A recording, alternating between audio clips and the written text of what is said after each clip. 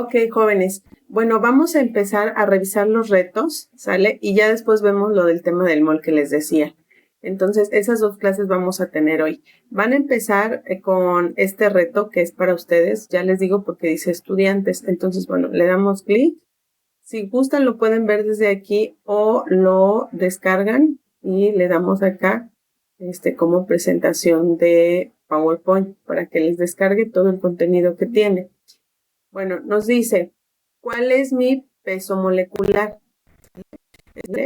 Estas son como opciones que les pone el maestro para hablar de la dopamina, ¿sale? Esta es una molécula orgánica, es un neurotransmisor, una sustancia que está en el cerebro, que está en nuestro cuerpo, y lo que les preguntan es, ¿cuál es mi peso molecular?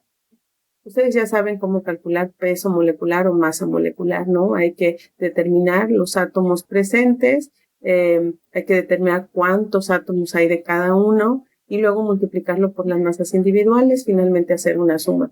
Pero algo diferente que ustedes pueden ver aquí, pues son líneas, ¿no? O estas estructuras que no vimos nosotros en el tipo de fórmulas químicas. Para esto les voy a poner un pequeño video que me pareció como muy explícito para que lo puedan ver y ahorita ya explicamos. En este tipo de fórmula, la cadena de carbonos principal se representa como una línea quebrada en zigzag y no se representan los átomos de hidrógeno. Cada vértice de la línea quebrada representa un átomo de carbono con sus respectivos hidrógenos. Los extremos libres de la cadena también representan un átomo de carbono con sus respectivos hidrógenos. Esta fórmula se podría representar con la fórmula semidesarrollada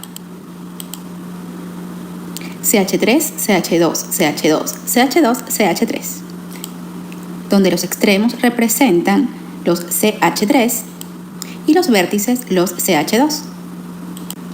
Se deben representar los átomos diferentes al hidrógeno, tales como los halógenos, que son el flúor, cloro, bromo y yodo, el oxígeno, el nitrógeno, entre otros.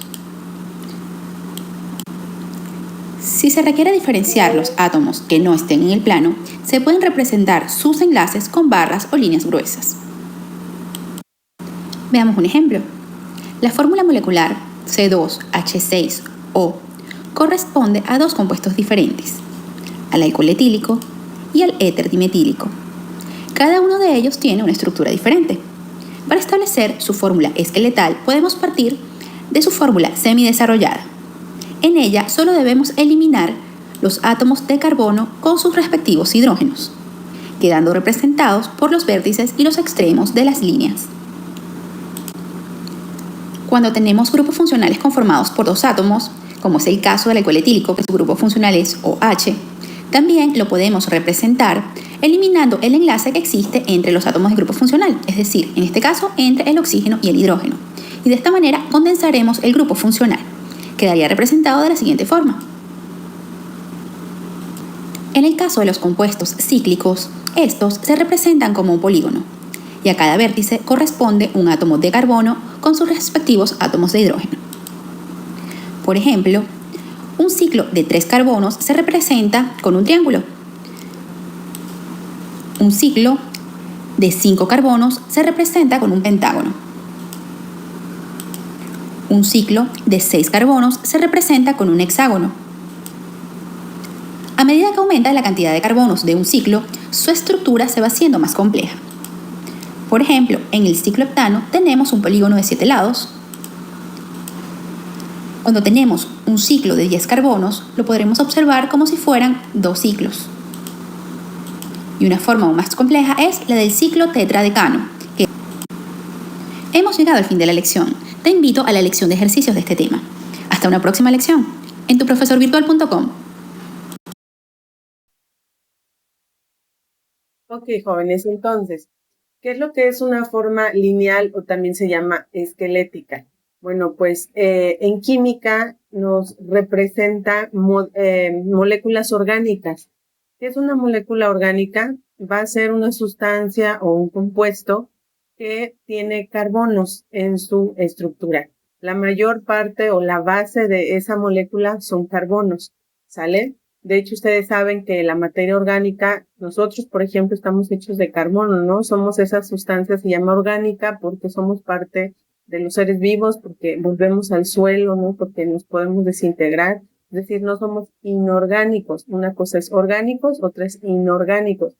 Los inorgánicos no tenemos, pues, no son seres vivos, ¿no? Si ustedes ponen un pedazo de plástico y lo entierran a la tierra, jamás se va a poder integrar, ¿no? Nunca se va a poder integrar, ahí va a estar siempre. Sin embargo, si tú pones una cáscara de plátano que tiene carbono en su estructura, sí se desintegra, se lo comen los gusanitos y demás. Ok, bueno, entonces, lo que les explicaron a ustedes es que en química, cuando, pues justo esto, ¿no? Hablamos de compuestos orgánicos, podemos representar con líneas a los carbonos, ¿sale? Cada vértice indica que existe un carbono en esa estructura. Ahora, jóvenes, el carbono tiene una propiedad que la vamos a ver más adelante, pero desde ahorita ya váyanse grabando.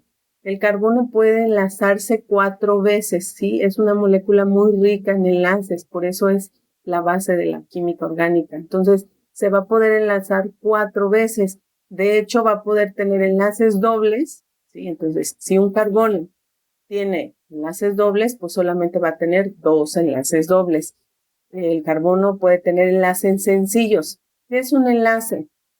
Pues un enlace va a ser cuando un átomo se encuentra con otro átomo y se comparten electrones, ¿vale? Cuando hay un par de electrones compartidos, por ejemplo, el carbono con un oxígeno o con un hidrógeno, forman un enlace, ¿ok? Cuando tú en una estructura esquelética o lineal no veas letras, hay carbonos. Y todas las demás sí se van a representar con letras. Es decir, por ejemplo, OH, ¿vale? Son 2 átomos de oxígeno, de hidrógeno. Nitrógeno y 2 hidrógenos se van a representar. Todo donde tú no veas no veas símbolos químicos, hay carbonos y hay hidrógenos. ¿Ok? Así que, ¿qué es lo que hay que determinar en esta molécula? Bueno, pues hay que determinar cuántos carbonos existen, cuántos hidrógenos y cuántos nitrógenos en este caso. Bien, entonces tenemos la molécula de dopamina y vamos a empezar a contar los carbonos, ¿ok? Recuerden que en esta línea hay un oxígeno y un hidrógeno. Esta es una molécula hexagonal. En cada punta, jóvenes, o en cada, vértice hay un carbono. Entonces aquí hay un carbono, aquí hay otro carbono, aquí hay otro carbono, aquí hay otro carbono, aquí hay otro carbono, aquí tenemos un carbono más. En este vértice hay un carbono más. En este vértice hay un carbono más. Y aquí, si no hubiera en NH2, hubiera otro carbono, pero como está el nitrógeno con 2 hidrógenos, ya no hay carbono. ¿Está bien? Entonces, ahorita podemos ir ya contabilizando cuántos carbonos hay. Ponemos átomos de carbono. Tenemos 1, 2, 3, 4, 5, 6, 7 y 8. 8 carbonos están en nuestra molécula de dopamina. ¿Ok? Bueno, vamos a contabilizar a los nitrógenos, que acuérdense que los nitrógenos siempre se van a colocar de forma visible, nunca están escondidos. Entonces, solo tenemos un nitrógeno de este lado y ponemos 1. Vamos con los oxígenos también. Y bueno, los oxígenos los contabilizamos y también los oxígenos son visibles, entonces solo tenemos 1 y tenemos 2 átomos de oxígeno en esta estructura de dopamina. Vamos con los hidrógenos, que estos serían quizás los elementos o los átomos más difíciles de, pues como de localizar, porque recuerden que en un modelo estructural también los hidrógenos están escondidos, a menos que se encuentren junto con otro elemento que no sea carbono. ¿Okay? Entonces, bueno, aquí tenemos un oxígeno, otro oxígeno y 2 oxígenos más. Aquí vamos 4, ¿ok? Pero es importante que visualicemos que por cada carbono, cuando el carbono no cumple sus 4 enlaces, se va a enlazar un hidrógeno a este átomo, porque acuérdense que los carbonos y los hidrógenos pues no se visualizan, así que si no vemos en un vértice que hay 4 enlaces es porque hay otro hidrógeno o 2 hidrógenos más. Entonces, bueno, vamos con este carbono. Aquí hay un enlace. Estas 2 rayitas nos indican que hay un doble enlace, entonces 1 y 2 son 3 enlaces. Y 4. Entonces, este carbono está completito. No tiene hidrógenos libres o aquí que estén. ¿Por qué? Porque ya tiene sus 4 enlaces. ¿Sale? Vamos con este otro carbono de este vértice. Aquí hay un enlace, aquí hay 2 enlaces y con estos 2 ya tenemos sus 4 enlaces y también este carbono está completo. Vamos con este carbono de este vértice. Hay un enlace, 2 enlaces, 3 enlaces. ¿Y aquí qué creen? El carbono debe de tener un hidrógeno de este lado. ¿Por qué? Porque debe cumplir con sus 4 enlaces.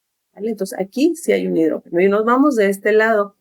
Un enlace, 2 enlaces y esta rayita son 3 enlaces. Entonces este carbono también debe tener un enlace en su estructura. Un enlace con el hidrógeno. Vámonos con este carbono. Este carbono tiene un enlace, 2, 3 y también va a tener un hidrógeno de este lado. Okay.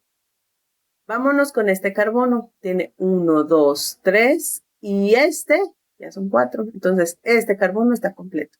Vámonos con este carbono. Tiene un enlace, otro enlace. ¿Y cuántos hidrógenos necesita para formar los 4 enlaces? Necesita 2, ¿vale? Uno de un lado y otro de otro lado.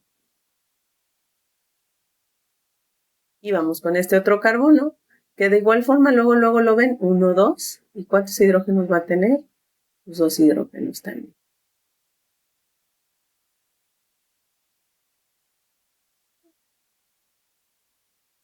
¿Okay? Entonces ya tenemos todos los hidrógenos, los vamos a contar.